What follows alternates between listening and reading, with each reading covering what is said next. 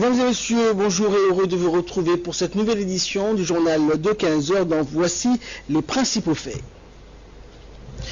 Signature d'un accord de pause et de maintenance du projet de câble sous-marin reliant les pays d'Afrique de l'Est au Yémen. Et l'assurance maladie universelle au cœur de l'action gouvernementale, les membres du gouvernement retirent leur carte d'assurance maladie. C'était les principaux titres qui vous seront développés dans cette édition. Merci à vous de nous rejoindre. Le Djibouti Palace Kempinski a abrité ce matin une cérémonie de signature d'un accord d'acquisition, d'immersion et de maintenance d'un projet de câble sous-marin communément appelé DAR pour Djibouti Africa Regional Express. La cérémonie a été présidée par le Premier ministre et chef du gouvernement par intérim, Abdelkader Kamil Mohamed. Cette cérémonie a eu lieu dans l'allégresse générale où des groupes de danseurs locaux des différentes cultures du pays ont accueilli les invités. Ce projet d'art a été initié par l'opérateur national Djibouti Telecom.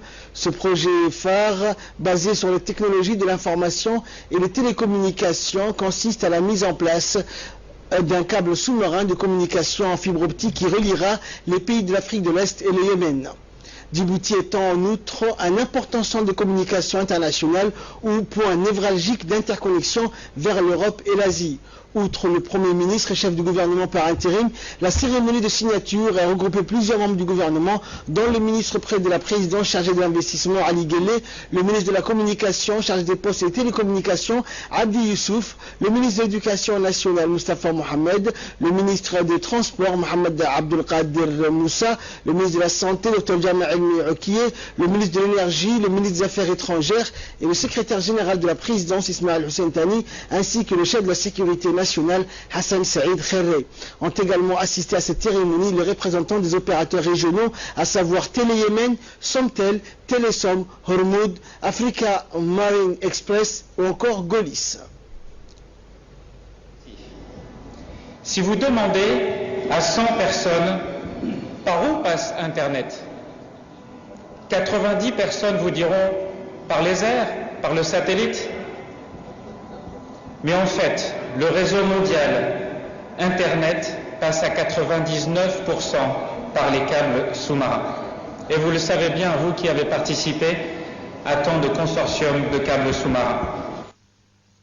Et le directeur général de Djibouti Telecom, Mohamed Assowe, dont la société a initié le projet, a indiqué pourquoi et comment est née cette idée. On l'écoute.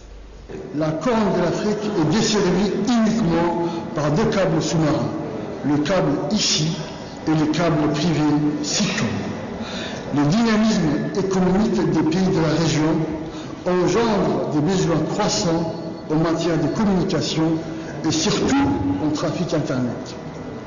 C'est pourquoi Djibouti Telecom, sous l'égide du ministère de la Communication chargé des postes et des télécoms, a initié en avril 2015 un projet de câble sous-marin régional dénommé DAR, Djibouti Africa Regional Express.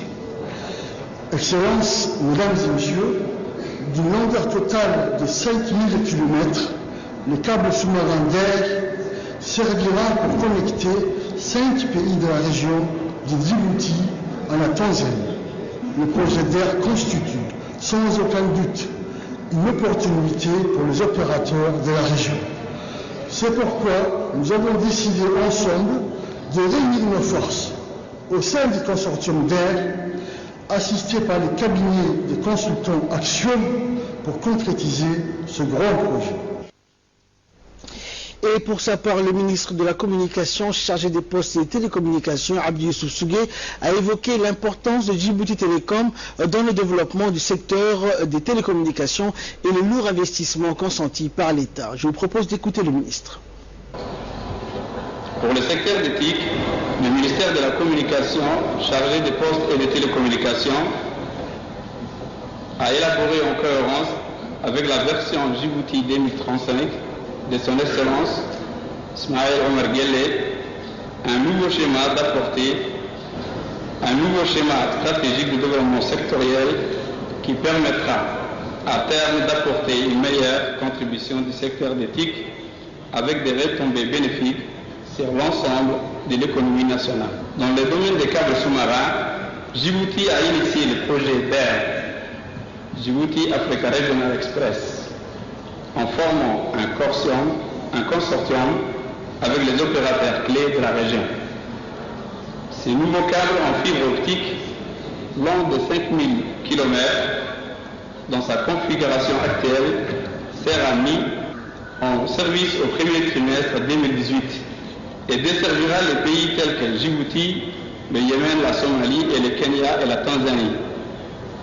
Je suis fier de dire qu'il s'agit du tout premier câble sous-marin qui atterrira dans 3 villes côtières de la Somalie voisine. Je suis convaincu que la coopération et les partenariats apporteront des solutions appropriées pour le développement de technologies et de l'information de la communication. Pour conclure, permettez-moi de remercier tous ceux et celles qui nous ont honorés de la présence, notamment de mes collègues, du vice-ministre somalien en télécommunications et postes, M. Jamal Hassan Ismail. Mes félicitations vont aux membres du consortium et à tous ceux qui ont travaillé sans relâche pour mettre à pied ces projets. Et clôturant la série des interventions, le Premier ministre et chef du gouvernement par intérim, Abdelkader Kamil Mohamed, a souligné pour sa part que les technologies de l'information et de la communication sont un puissant vecteur de croissance pour la République de Djibouti. On écoute le Premier ministre. Je souhaite à vous tous la bienvenue à cette cérémonie de signature de l'accord de construction et de maintenance du système des câbles sous-marins Africa Regional Express, communément appelé DAIR. Comme vous le savez, les formidables enjeux liés aux nouvelles technologies de l'information et de la communication conditionnent de plus en plus le développement. L'économie numérique et l'éthique sont désormais des puissants vecteurs de croissance pour l'amélioration des conditions de vie et pour l'emploi. Le président de la République s'est engagé dans sa stratégie gouvernementale de développement à doter les pays d'infrastructures numériques comparables à celles du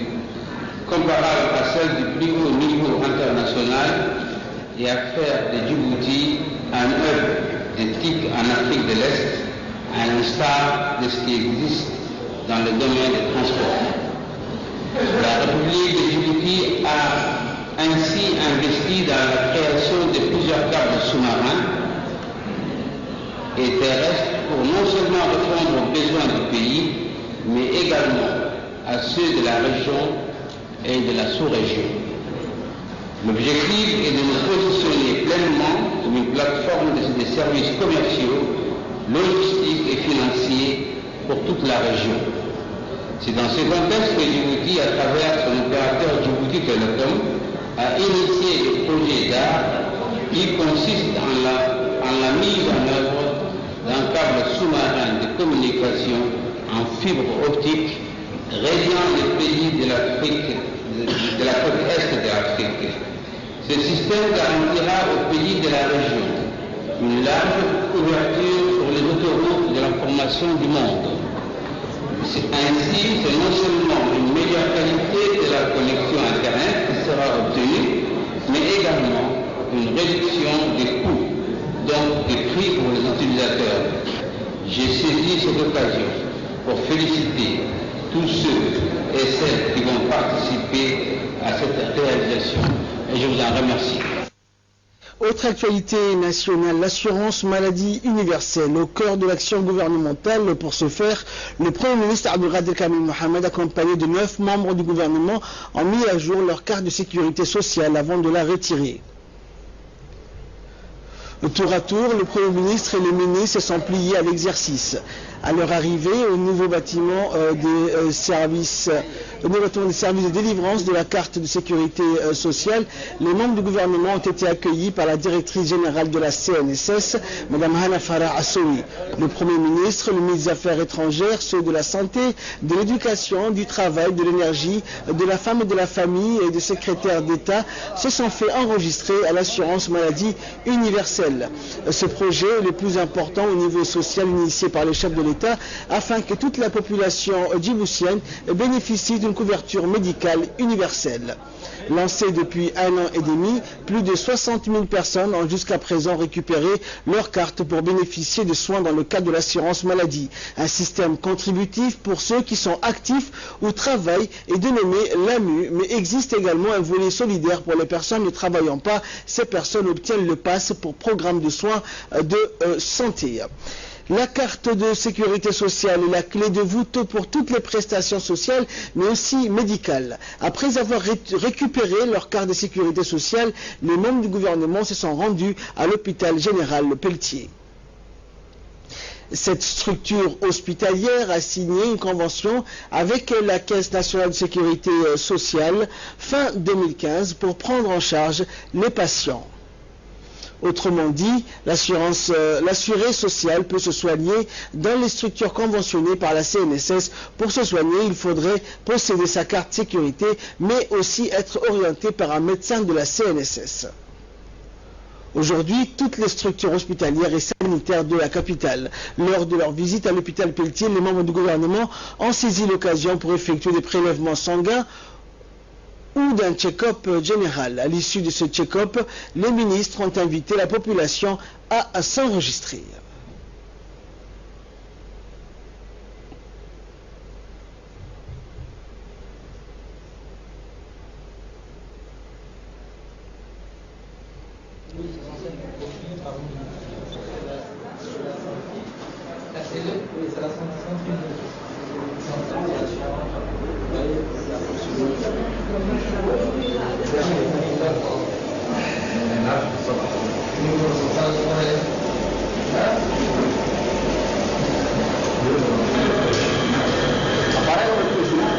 ujeedadu wallahi kaarka wanigaatiyo ra'iisul wasaarihii ayaa maanta isku soo diblaasiyay isagoo oo masarada la socdaan si uu kaarka u qaato marka halkan waxay la tusaysaa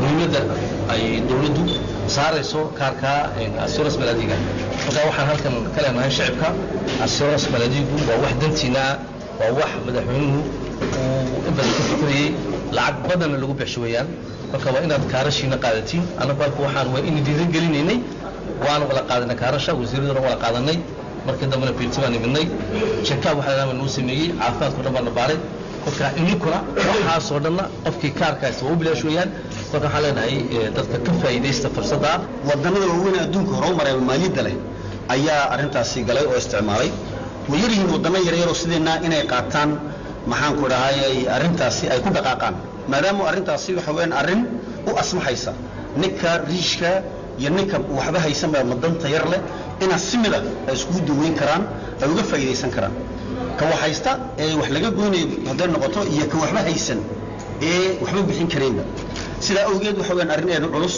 hasaba haatee sida ogsoontiinba madaxweynaha dalka madaxweyne Ismaaciil Margeele ayaa isagu ku dhaqaaqay inuu arintaasi hirgeliyo wadanka Djibouti jamhuuriyadda Djibouti laga hirgeliyo taasi waxay tusaysaa horumarka wadankan la doonayo iyo hadii jeerba murugada uu madaxweynuhu uu leeyahay ambuha dalkiisa iyo dadkiisa inuu ay hore socdaan ay nin kastaba heli karo wixii ah xuquuqdiisa sida awgeed waxa loo xil saaray wasaaradda shaqada gaar ahaan xarunteeda la yiraahdo CNSS iyo loo xil saaray in ay arintaasi hormuud ka noqoto wasaaradda caafimaadku ay noqoto tii marka arintaasi iyo kaarka soo siiyaan dadka dawladeedii taas maxaysa marka hadii loo oran jiray dhakhtarada dadka lacag bay ka guraan waxaan baa laga qaadaa taasi dadku way ka seexanayaan waxay uga seexanayaan kaarkaas nin kasto haystaba dawadiisii wuxuu ku helayaa isagoo tamo faran bixin ayuu imanaya dhakhtarkii uu iska daweynaya taasina laakiin ilaahay baa laga helaa ilaahay inta ka soo wadankeena maanta waa laga helaa markaas shicibuna dalka wadankeena ku nool waxaan ku bogaadin lahaa nin kasta inuu seexan nin kasta inuu ku dadaalo inuu kaarkaas sida ugu dhaqso badan u soo qaato Et par la suite, le Premier ministre Abdelkader Kamel Mohamed s'est réjoui lors d'une interview qu'il nous a accordée de la convention signée entre la CNSS et l'hôpital général Pelletier au grand bonheur des patients djiboutiens. On l'écoute. Pour l'établissement des cartes.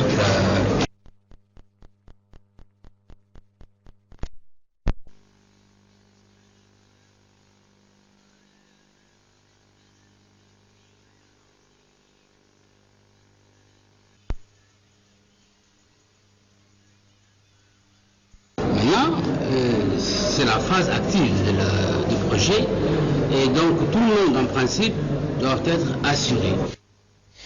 Et après toujours en nouvelle nationale, à l'issue de sa tournée de prise de contact du 15 au 19 mai 2016 auprès de toutes les juridictions et institutions placées sous sa tutelle, le garde des Sceaux a à ce jour entamé ses premières réunions de travail. Ainsi, l'ensemble des chefs de cour et des juridictions se sont retrouvés à la chancellerie pour cette première réunion de travail.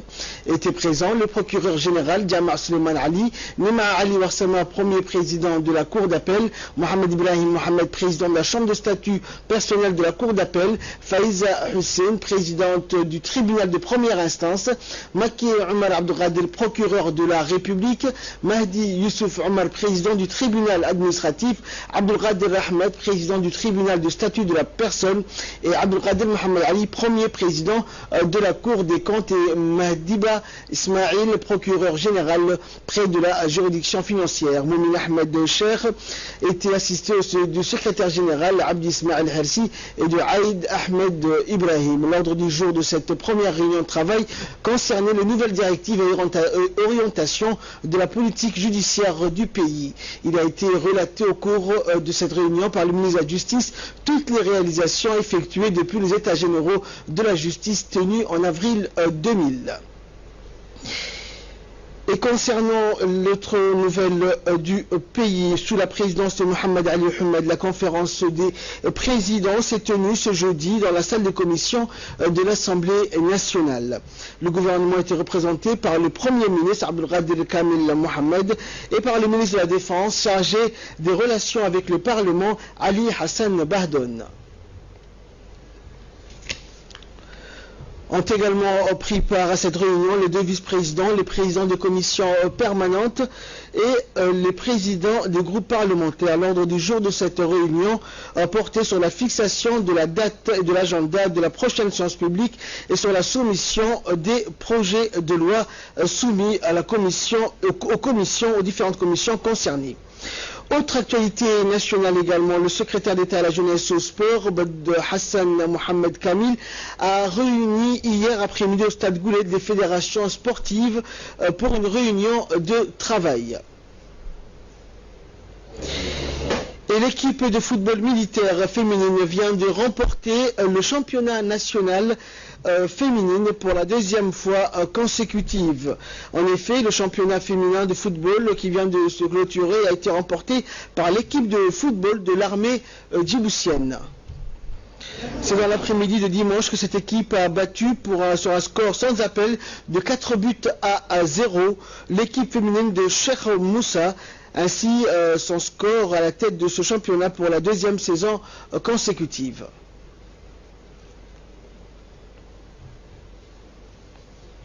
A noter que cette même équipe est celle qui a remporté le championnat arabe du Qatar l'année dernière. À la fin de ce match, la coupe a été remise à l'équipe championne par le président de la fédération de football, Suleiman Ouaberi, en présence du général Zakaria Cheikh Ibrahim, chef d'état-major, du ministre de la Défense, Ali Hassan Bahdon. Consenti en permanence pour le sport, surtout le sport féminin. Le secrétaire d'État parlait tout à l'heure en privé de faire des tournois de faire de meilleures sélections.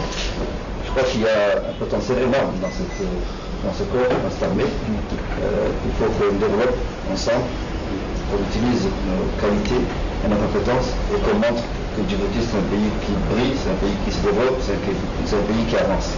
Je vous remercie. Et c'est ce matin que l'équipe militaire féminine et son staff ont été présentés au nouveau ministre de la Défense, Ali Hassan Bahdon, à l'état-major des forces armées djiboutiennes. La remise de la coupe s'est faite en présence notamment du secrétaire d'État à la jeunesse et au sport, Hassan Mohamed Kamil. Et dans le cadre des projets filets sociaux de sécurité, une équipe de l'ADDS dirigée par la coordinatrice de nutrition Souleha Mohamed en collaboration avec la préfecture et le conseil régional de la région d'Obok ont organisé une réunion d'évaluation communautaire à la salle de réunion du conseil régional de la région. Et l'objectif de ce programme était de prévenir la malnutrition à travers des sessions de sensibilisation et de démonstrations culinaires et d'établir ainsi des bonnes pratiques d'hygiène. La malnutrition est un fléau désastreux causé par une alimentation insuffisante. Et pour faire face à cette situation, le gouvernement, en partenariat avec la Banque mondiale, a élaboré le programme de filet social. Le thème de la réunion porte sur l'importance de l'hygiène ainsi que son lien avec la nutrition. Et dans l'actualité régionale et internationale, le Sénégal et la Gambie ont décidé hier de rouvrir leurs frontières communes après 3 mois de fermeture. Les transporteurs sénégalais peuvent désormais reprendre la traversée de la frontière entre leur pays et la Gambie. Cette frontière a été rouverte après 3 mois de fermeture suite au blocus imposé par les transporteurs sénégalais. C'est en protestation contre la décision unilatérale de la Gambie d'augmenter les droits de passage que les routiers sénégalais avaient décidé de contourner cette route pour allier la région de la Casamance au sud du Sénégal. Cette radicalisation des transporteurs sénégalais a été un coup sérieux coup à l'économie gambienne, en partie dépendante de la traversée du ferry de Farafeni, obligatoire pour les véhicules qui traversent la frontière gambienne. Et au Japon s'ouvre un sommet des 7 plus grandes économies du monde, le G7. Ce sommet sera essentiellement consacré à la redynamisation de l'économie mondiale. Le président Barack Obama doit en outre se rendre à Hiroshima. Cette visite sera d'ailleurs la première d'un chef d'État américain à venir à Hiroshima pour se recueillir devant le monument dédié aux victimes de la bombe atomique, mais il n'est pas question d'excuses. Le Premier ministre japonais a accueilli ce jeudi les dirigeants des pays membres du G7 dans le sanctuaire d'Ise avant un sommet de 2 jours centré sur les moyens de dynamiser la croissance économique mondiale et la lutte antiterroriste. Barack Obama doit se rendre demain à Hiroshima, mais ne prononcera pas d'excuses au nom des États-Unis. Le président français entend, lui, profiter de ce sommet pour rappeler son opposition aux accords de libre-échange qui pourraient être conclus entre les États-Unis et l'Union européenne.